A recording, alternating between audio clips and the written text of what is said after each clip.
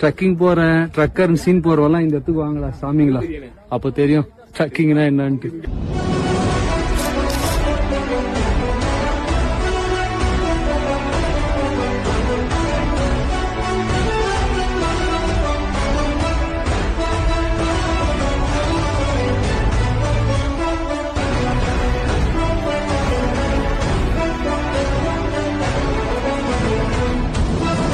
ஐயோ ஐயோ, ஆஹா, இன்னும் இந்த வட்டாரத்துக்குள்ளேயே சுத்துறமே.